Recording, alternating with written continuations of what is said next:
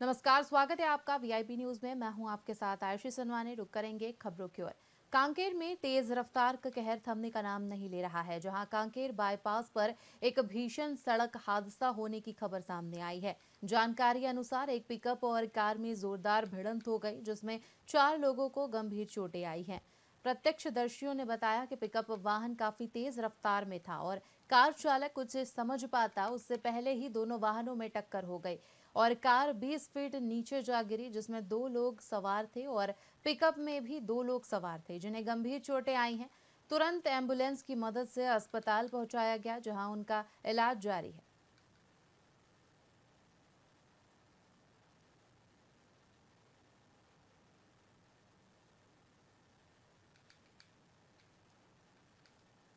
छत्तीसगढ़ में धान खरीदी को लेकर कांग्रेस प्रदेश की भाजपा सरकार पर लगातार हमलावर होने वाले बयान सामने आ रहे हैं। उसी कड़ी में कांग्रेस ने कोंडा गांव में एक प्रेस वार्ता का आयोजन किया, जहां पूर्व कैबिनेट मंत्री मोहन मरकाम ने साय सरकार की नीति रीति को लेकर कहा कि ये सरकार इस बार 160 लाख मैट्रिक टन धान खरीदने का लक्ष्य रख रही है, पर किसानों से कम धान खरीद रही है। वर्तमान में जिस रफ्तार से धान खरीदी हो रही है, इसमें लक्ष्य प्राप्त करना असंभव सा लग रहा है। आगे उन्होंने कहा कि साय सरकार ने घोषणा की थी कि 72 घंटे में किसानों के खाते में पैसे आएंगे, लेकिन जिन किसानों ने 14 नवंबर को धान बेचा था, उनके खाते में अभी तक रकम नहीं आई है और जो रकम आ रही है वो एक मुश्त 3100 रुपए नहीं है, सिर्फ 2300 रुपए प्रति क्विंटल दिए जा रहे हैं। मरकाम ने कहा कि सोसाइटी में बारदाना की कमी है और जो बारदाना मिलर्स की तरफ से आ रहा है वो भी पूरी तरह से फटे हुए हैं।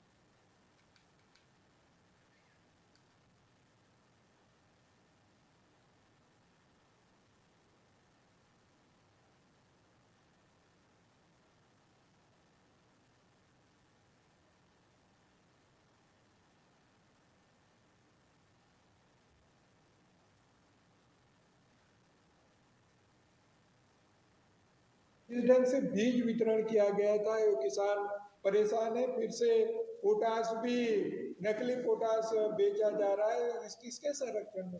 सरकार के जनप्रतिनिधियों के संरक्षण में ऐसे लोग मतलब करते हैं, क्योंकि उनके इशारे पर इतनी हिम्मत किसी की नहीं होती। तो मैं यहाँ के निर्वाचित जनप्रतिनिधियों से कहना चाहता हूँ, ऐसे ऐसे जो कर रहे हैं उनके ऊपर तत्काल कार्रवाई हो, FIR हो, उनके ऊपर कार्रवाई होनी चाहिए। क्योंकि आपने देखा होगा जो यूरिया का बोरा था, पहले 50 किलो का हुआ करते थे, अब सरकार ने 45 किलो 40 किलो तक कर दी।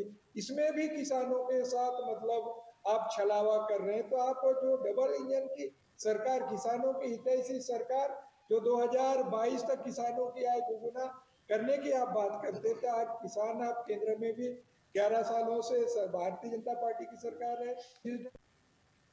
छत्तीसगढ़ कांग्रेस कमेटी के प्रदेश अध्यक्ष दीपक बैज ने मौजूदा भाजपा सरकार पर जमकर प्रहार किया है। उन्होंने कहा कि लगातार धान खरीदी की शिकायतें सामने आ रही हैं, जिसको लेकर आने वाले 3 तारीख को कांग्रेस धान खरीदी चलो अभियान शुरू करने वाली है, जिसके तहत धान खरीदी केंद्रों में जाकर निरीक्षण किया जाएगा और किसानों की समस्याओं को समाप्त करने का प्रयास किया जाएगा। उन्होंने आंकड़ों की जानकारी देते हुए कहा कि 20% धान खरीदी केंद्र ऐसे हैं जहां पर संपूर्ण धान खरीदी नहीं हो पा रही है। साथ ही 80% धान केंद्र ऐसे हैं जहां पर 7 से 5 क्विंटल तक की ही धान खरीदी जा रही है। इसके साथ ही आने वाले समय में नगरीय चुनाव को लेकर भी उन्होंने कहा कि कांग्रेस पार्टी नगरीय निकाय चुनाव के लिए पूर्णतः तैयारी कर रही है। चुनाव लड़ने वाले प्रत्याशियों का नाम भी मंगाया जा रहा है। इच्छुक प्रत्याशियों से आवेदन लिए जा रहे हैं। कमर कस लिया है और लगातार बैठकें कर रहे हैं और फिर कल से हमारी बैठकें फिर शुरुआत हो रही है। और निश्चित रूप से कांग्रेस पार्टी सभी कार्यकर्ताओं जो चुनाव लड़ने के इच्छुक है, चाहे यूथ हो, चाहे महिला कांग्रेस हो, सीनियर कांग्रेस हो, सभी को जो जीतने के लायक प्रत्याशी है उसको मौका देगी। और हम लोगों ने तैयारियां उसके लिए शुरुआत कर दी है। और जो भी चुनाव लड़ने के इच्छुक हो उनको हम लोग लगातार आपके माध्यम से और संगठन के माध्यम से निर्देशित कर रहे हैं कि चुनाव लड़ने के इच्छुक अपनी तैयारियां जारी रखें।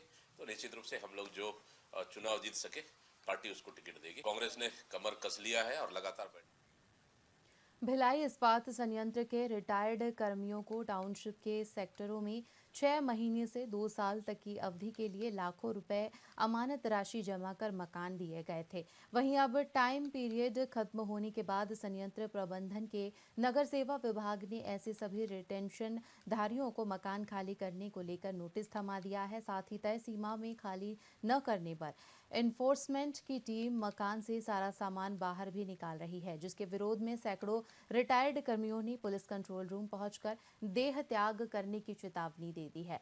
साथ ही किसी भी तरह की कानून व्यवस्था की स्थिति बनने पर संयंत्र प्रबंधन और प्रशासन को जिम्मेदार ठहराने की बात कही है।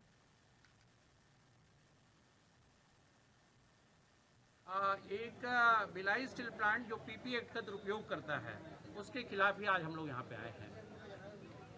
क्या कारण है कि आपको यहाँ पे आज आने की जरूरत पड़ गई?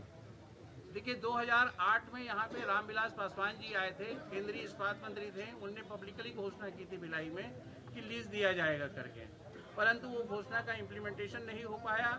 नियमितीकरण की वजह से रुके रहा। नियमितीकरण इसलिए नहीं हो पाया क्योंकि यहाँ पे नगर निगम एक प्रभावशाली है। नगर निगम में राजेश कुमार टोप्पो साहब कमिश्नर थे। उनने चिट्ठी लिखी थी कि नियमितीकरण का अधिकार केवल हमें है करके। आज 16 साल से वो नियमितीकरण रुका हुआ है। जिन लोगों ने लीज में मकान लिया था उनका नियमितीकरण नहीं हुआ। इसी आश्वासन पे नियमितीकरण के बाद हम लीज फिर लागू करेंगे करके यह बात हुई थी। सेल बोर्ड ने अप्रूव किया। और अब बात करेंगे अगली खबर की। आपको बता दें कि छत्तीसगढ़ भाजपा प्रदेश प्रभारी नितिन नवीन छत्तीसगढ़ प्रवास पर हैं। बता दें कि विगत कुछ महीनों से छत्तीसगढ़ में भाजपा सदस्यता अभियान चला रही थी, जिसे लेकर भाजपा ने आंकड़े जारी करते हुए 60 लाख से ज्यादा नए सदस्य जोड़ने की बात कही। इसके साथ ही उन्होंने कहा कि भाजपा सदस्यता समारोह कार्यक्रम कर रही है, जिसमें कई बड़े फैसले लिए जा सकते हैं। इसके साथ ही उन्होंने नगरीय निकाय चुनाव और पंचायत चुनाव को लेकर कहा कि निकाय चुनाव और पंचायत चुनाव के लिए बैठक आहूत की गई है, जिसमें वरिष्ठ नेता और सदस्य वरिष्ठ कार्यकर्ता मौजूद रहेंगे। उन्होंने कहा कि 1 साल भाजपा सरकार को पूर्ण नहीं हुए हैं, फिर भी विष्णुदेव साय सरकार ने उससे पहले ही तमाम बड़ी घोषणाएं पूर्ण कर ली हैं। आगे उन्होंने कहा कि आने वाले समय में नई रणनीति बनाई जा रही है और भाजपा इसमें जीत दर्ज करेगी। उन्होंने 60 लाख सदस्य पूर्ण होने पर प्रदेश अध्यक्ष किरणदेव साय सहित तमाम वरिष्ठ नेता और कार्यकर्ताओं का अभिवादन किया है। और उनके नेतृत्व में काम करने वाली पूरी टीम को, छत्तीसगढ़ के बूथ तक के कार्यकर्ताओं को, प्रदेश अध्यक्ष से लेकर बूथ अध्यक्ष तक के कार्यकर्ताओं को मैं बहुत बहुत बधाई देता हूं। पूरी टीम को बधाई देता हूं कि सदस्यता के इस पर्व में जो लक्ष्य छत्तीसगढ़ ने तय किया, यह जो भारतीय जनता पार्टी का केंद्रीय नेतृत्व ने जो अपेक्षा की थी भारतीय जनता पार्टी छत्तीसगढ़ प्रांत से, उस अपेक्षा को इन्होंने रिकॉर्ड समय में पूरा किया और संगठन के इस पर्व को नई संजीवनी देने का, नए बीज के बीजारोपण का कह सकते हैं कि नए कार्यकर्ताओं की जो फसल होती है वो नए सदस्यों के रूप में जो आई है, निश्चित रूप से वो एक स्वागत योग्य है। और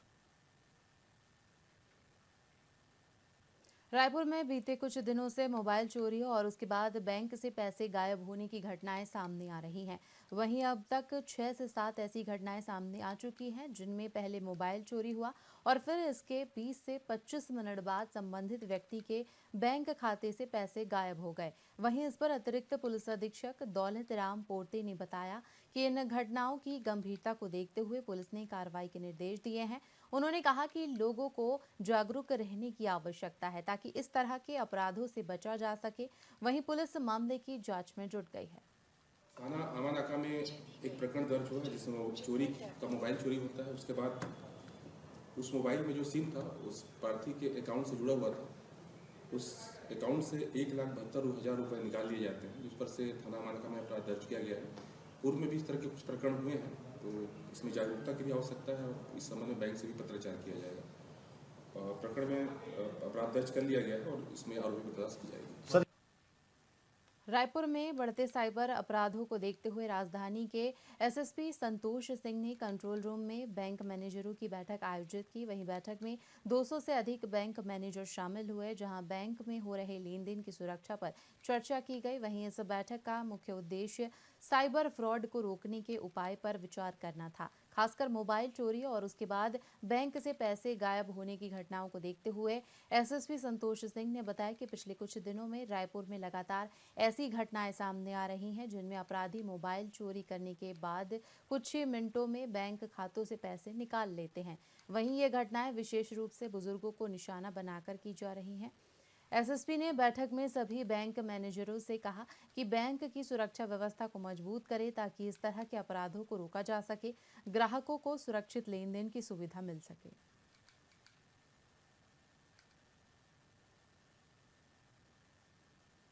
पुलिस और बैंकिंग सिस्टम में उसी को लेकर के आज एक बैंक मैनेजर्स की और उनके वरिष्ठ अधिकारियों की पुलिस द्वारा मीटिंग बुलाई गई थी और इसमें उन सारी विषयों को हम लोग चर्चा कर रहे हैं कि कैसे और सूचनाओं का आदान प्रदान, त्वरित कार्रवाई हम लोग बढ़ा सकें ताकि लोगों के साइबर फ्रॉड के पैसे होल्ड हो सके और उनको वापस हो सके, साथ ही साथ ऐसे आरोपियों को पकड़ा जा सके। पुलिस और बैंकिंग सिस्टम में उसी को लेकर के आज एक बैंक मैनेजर्स की और उनके वरिष्ठ अधिकारियों की पुलिस द्वारा मीटिंग बुलाई गई थी और इसमें उन सारी विषयों को हम लोग चर्चा कर रहे हैं कि कैसे और सूचनाओं का आदान प्रदान, त्वरित कार्रवाई हम लोग बढ़ा सकें ताकि लोगों के साइबर फ्रॉड के पैसे होल्ड हो सके और उनको वापस हो सके, साथ ही साथ ऐसे आरोपियों को पकड़ा जा सके। पुलिस और बैंक खुर्सीपार थाना क्षेत्र में बीते दिनों हुए लूट के मामले में दुर्ग पुलिस ने महत्वपूर्ण सफलता हासिल की है। बता दें कि 25 नवंबर को प्रार्थी उज्जवल जायसवाल से 20,000 रुपए लूटने के आरोप में 4 युवकों के खिलाफ मामला दर्ज किया गया। वहीं आरोपियों ने उज्जवल की गाड़ी को रोककर उसे खंजर से धमकाया और क्यूआर कोड के माध्यम से रुपए वसूल कर फरार हो गए। इस मामले का खुलासा करते हुए एसपी सुखनंदन राठौर ने प्रेस वार्ता में जानकारी दी है कि घटना के बाद पुलिस सक्रिय हो गई थी और 3 आरोपियों को घेराबंदी कर गिरफ्तार किया गया। पकड़े गए आरोपियों से घटना में इस्तेमाल किया गया खंजर भी बरामद किया गया है। हालांकि मुख्य आरोपी माजिद अभी भी फरार बताया जा रहा है। पुलिस उसकी तलाश कर रही है। खुर्सीपार में एक अपराध पंजीबद्ध हुआ था लूट का, जिसमें प्रार्थी ने आकर के बताया था, मजीद नामक युवक ने उससे फोन करके बुलाया था और उससे 20,000 रुपए की मांग की थी। चाकू की नोक पर उससे 20,000 रुपए ऑनलाइन ट्रांजैक्शन करा लिए थे। उस समय उसके 3 और साथी थे जिन्होंने मोटरसाइकिल में बैठा करके उनको ले गए थे। उन तीनों साथियों को आज गिरफ्तार किया गया है। किशन, ढोल और मिथिलेश नामक युवकों को गिरफ्तार करके माननीय न्यायालय में पेश करके जेल दाखिल किया जा रहा है। खुर्सीपार में एक अपराध पंजीबद्ध हुआ था लूट का, जिसमें प्रार्थी ने आकर के बताया था, मजीद नामक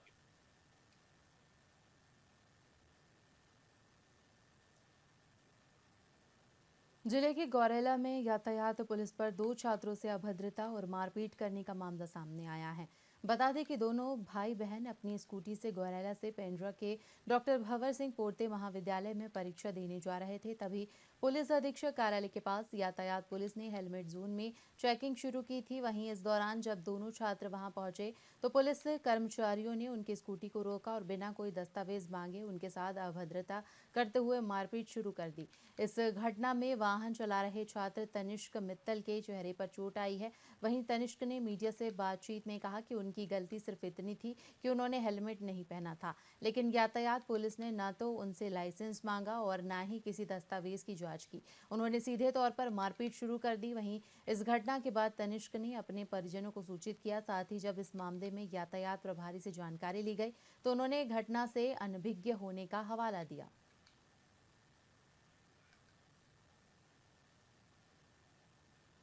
तो मैं गाड़ी मोड़ा हूँ तो एक बूढ़े थे ऑफिसर थे, वो मेरी गाड़ी को पकड़ लिए और एकदम खींचने लग गए और गाड़ी एकदम हिला रहे थे। तो बगल में खंबा था तो गाड़ी को इतनी जोर से लाई कि मेरे को एकदम खंबे से चोट लग गई।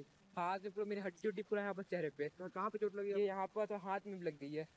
और उसके बाद फिर मैं बोल रहा हूँ उनको कि गाड़ी मत हिलाइए, मैं आगे आगे रोक रहा हूँ गाड़ी, सब मैं फाइनल सब दे दूंगा, लेकिन तब भी गाड़ी हिला रहे एकदम रोक रहे हैं। मैं गाड़ी रोक रहा हूँ, उसके बाद में गाली बक रहे हैं, मेरे को पीठ में बहुत मार रहे हैं, फिर बोल रहे हैं कि मैं और मारूंगा तेरे को। और इसमें मैं उनके लिए कुछ पूछे और तुम लोग गाली बक रहे हैं और मार रहे हैं।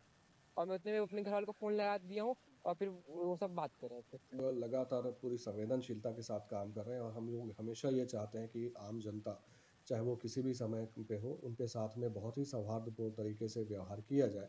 इसके संबंध में एसपी मैडम और लगातार वरिष्ठ अधिकारियों के द्वारा भी समझाइश दी जा रही है और हम लोग कोशिश करते हैं कि कोई भी कार्रवाई हो रही है उस समय पे आम जनता के साथ हमारा जो व्यवहार है वो बहुत ही सौम्य होना चाहिए और संवेदनशील होना चाहिए। और अगर ऐसी कोई बात आई हुई है तो मैं उसकी संज्ञान में हम लोग लेंगे और जांच करके उसमें जो भी विधि अनुसार। मैं हेलमेट नहीं पहना था तो मैं गाड़ी में मोड़ा हूँ, तो एक बूढ़े थे ऑफिसर थे, वो मेरी गाड़ी को पकड़ लिए और एकदम खींचने लग गए और गाड़ी एकदम हिला रहे थे। तो बगल में खंबा था तो गाड़ी को इतनी जोर से लाई कि मेरे को एकदम खंबे से चोट लग गई। हाथ में पूरा मेरी हड्डी उड्डी पूरा यहाँ पर चेहरे पे। तो कहाँ पे चोट लगी? ये यहाँ पर तो हाथ में भी लग गई है। और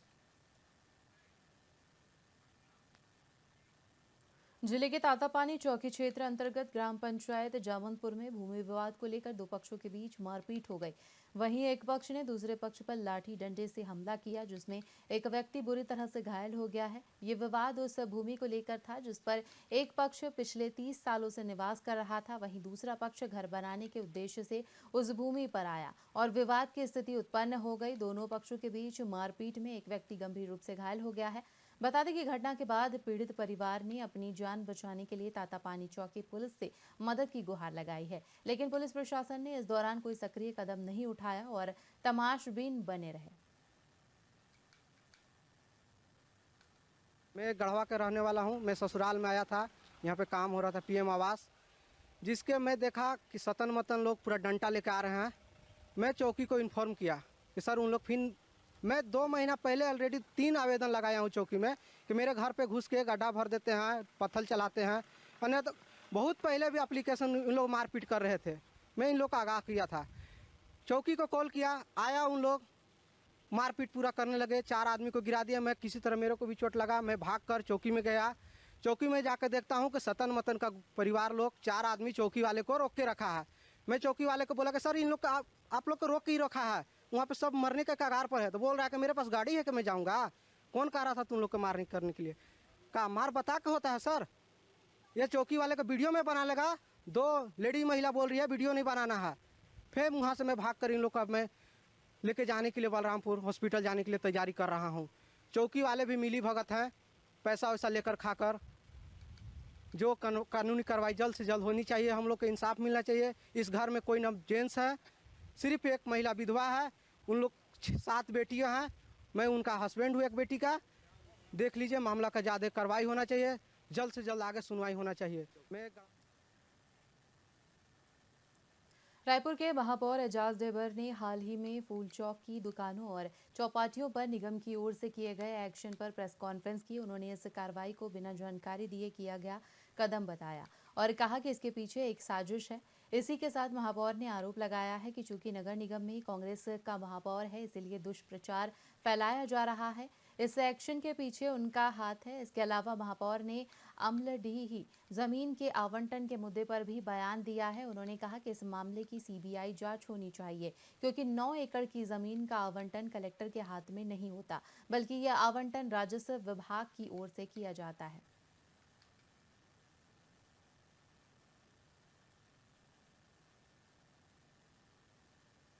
उसी चौपाटी को आप वो करने दे रहे हैं, बाकी लोगों को आप हटाया जा रहा है। बाकी लोग, गरीब लोगों को आप रातों रात आप लोग उसको जाके तोड़ फोड़ कर दे रहे हैं। क्या उनको नोटिस दी जा रही है? क्या उनको समय दिया जा रहा है? क्या उनको कहीं पर जाके बताया जा रहा है? क्या उनको व्यवस्थापन दिया जा रहा है? कोई व्यवस्थापन नहीं दिया जा रहा है। मुझे लगता है कि अमलेटी का जो मामला है लगभग 9 एकड़ का मामला है, लगभग 300-350 करोड़ की वो जगह है, कौड़ी के दाम में बेच दी गई है। 152% में जमीन को बेच दी गई है। सरकार सभी योजनाओं को चेंज कर रही है। इस योजना को क्यों चेंज नहीं करी? क्यों नाम को नहीं पलटा? क्यों जब कलेक्टर महोदय ने जब यहाँ से भेज दिया था तब तो फिर ये मंत्री जी की अध्यक्षता में ये आवंटन होता है और उसमें ये देखा जाता है कि वो वहां पर कौन सी योजना है नहीं है, तो वो क्या वो देखा नहीं गया? क्या वो ये नहीं देखा गया कि कॉलेज के लिए भूमि पूजन हो गया था? उसी बीजापुर छत्तीसगढ़ प्रदेश कांग्रेस कमेटी के निर्देशानुसार जिला कांग्रेस कमेटी बीजापुर ने जिला मुख्यालय बीजापुर में प्रेस वार्ता का आयोजन किया। इस दौरान प्रदेश की भारतीय जनता पार्टी की सरकार किसानों से धान नहीं खरीदने का षड्यंत्र कर रही है, वहीं प्रेस वार्ता को संबोधित करते हुए बीजापुर के विधायक विक्रम मंडावी ने कहा कि प्रदेश की विष्णुदेव साय सरकार की नई नीति से स्पष्ट है कि वो किसानों से धान खरीदी कम करना चाहती है। विक्रम मंडावी ने कहा कि इस बार 160 लाख मीट्रिक टन धान खरीदी का लक्ष्य रखा गया है। इसके लिए 14 नवंबर से 31 जनवरी तक का समय निर्धारित किया गया है। इसका मतलब ये है कि प्रतिदिन सरकार को लगभग 3.5 लाख मीट्रिक टन की खरीदी प्रतिदिन करनी होगी, तब जाकर लक्ष्य पूरा होगा। वहीं वर्तमान में जिस रफ्तार से धान खरीदी हो रही है उसमें लक्ष्य प्राप्त करना असंभव लग रहा है। जिस तरीके से लगातार आज पूरे प्रदेश भर में किसान परेशान है, पूरे प्रदेश में हाहाकार मचा है। आज किसानों की बड़े बड़े बातें करने वाली भाजपा की सरकार, विष्णुदेव की साय की सरकार, डबल इंजन की सरकार, सुशासन की सरकार का नारा देने वाली भाजपा की सरकार के समय में किसान कितना परेशान है, इस बात से हम आपको अवगत कराना चाहते हैं कि जहां पर पहले 1 नवंबर से धान खरीदी होता था, वो धान खरीदी इस बार 14 नवंबर से हो रहा है, जिससे किसान समय पर जो 1 नवंबर से धान बेचना चाहते थे वो 14 नवंबर में से धान बेचना उन्होंने प्रारंभ किया है। के साथ ही जिस तरीके से वर्तमान समय में किसानों को जो परेशान किया जा रहा है, आए दिन नए नए नियमों को सामने लाकर उन किसानों को परेशान करने का काम कर रहा है, उससे ऐसा स्पष्ट लगता है कि सरकार की मंशा किसानों से उनका पूरा धान खरीदने का नहीं है। जिस तरीके से और खबरों में फिलहाल इतना ही। बने रहिए VIP न्यूज के साथ। मुझे दीजिए इजाजत। नमस्कार।